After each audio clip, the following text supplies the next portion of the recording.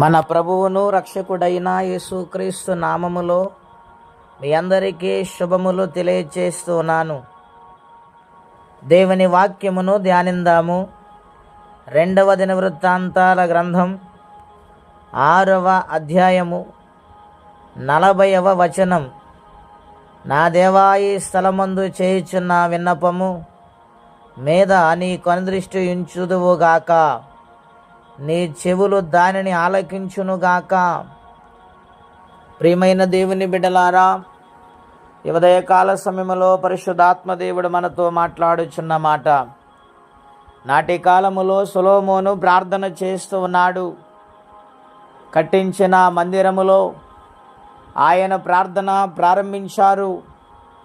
దేవునికి ఏమని విజ్ఞాపన చేస్తూ ఉన్నాడంటే, తండ్రివైన దేవా, ఇశ్రాయేలు ప్రజలు పాపము చేసి వారి శత్రులకు చిక్కినప్పుడు, వారి జీవిత విధానములు ముందుకు సాగలేక నలిగిపోతున్న సమయాలలో, కృంగిపోతున్న సమయాలలో, సమాధానము లేని పరిస్థితిలో వారు ఉండగా వారి మనసు త్రిప్పుకొని నీ వైపు తిరిగి వారి పాపములు ఒప్పుకొని నీ మందిరం వైపు తిరిగి ప్రార్థించినప్పుడు వారి ప్రార్థన ఆలకించి వారి ప్రార్థన అంగీకరించు నాయన అని సొలొమోను మహారాజు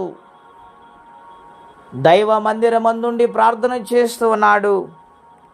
ఈ ప్రార్థన దేవుడు ఆలకిస్తూ ఉండగా దేవుని గొప్ప కార్యములు ఆ మందిరమందు జరిగినట్లుగా లేఖనాల్లో మనం చూస్తూ ఉన్నాము.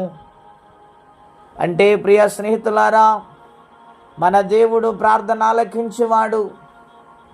మన దేవుడు పాపములను క్షమించేవాడు. ఎటువంటి ఘోర పాపినైనా ఆయన క్షమించగల సమర్థుడు. అంత ప్రేమ కలిగిన దేవుడు మనకున్నాడు గనుక వచ్చిన సమస్యను బట్టి, వచ్చిన బాధను బట్టి కృంగిపోవద్దని ఒక దైవజనుడిగా మనవి చేసి ఉన్నాను. నా ప్రార్థన దేవుడు ఆలకిస్తాడా? ఈ ఘోర పాపములు చేసిన ఈ యొక్క దీనుని ప్రార్థన ఆలకిస్తాడని వేదన చెందుతూ ఉన్నారా? చెప్పుకోలేని సమస్యలతో కృంగిపోతున్నారా? ఈ ఉదయకాల సమయంలో ప్రభు వైపు తిరిగి మా విజ్ఞాపనలు స్వీకరించు, మా ప్రార్థన ఆలకించు, మా పాపములు క్షమించు నాయన అని ఒక మాట చెప్పగలిగితే, నాటి కాలములో సొలొమోను ప్రార్థన ఆలకించిన దేవుడు ఈ ఉదయకాల సమయములో మన ప్రార్థన ఆలకించి మనకు న్యాయము చేయటానికి ఆయన సిద్ధపడి ఉన్నాడు. గనుక ప్రార్థించే మనస్సు మనము కలిగి ఉందాం. ఏ సమయమైనా ప్రార్థన చేయొచ్చండి.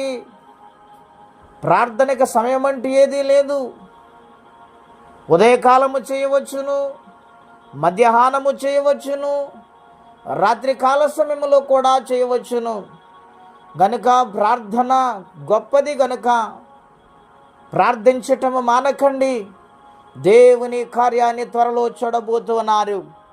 గనుక క్షమించగల దేవుని పాదాల పట్టుకొని బ్రతిమాలమని మనవి చేస్తూ, దేవుడు జవాబిచ్చేంత వరకు కూడా పట్టు విడవకుండా ప్రార్థించండి. దేవుడు నిత్యముగా జయమనుగ్రహిస్తారు. అట్టి కృపా తీర్మానం పరిశుద్ధాత్మదేవుడు మనకు దయచేయునుగాక. దయగల మా తండ్రి, ఘనమైన మీ నామం కొరకై స్తోత్రము చెల్లిస్తున్నాము.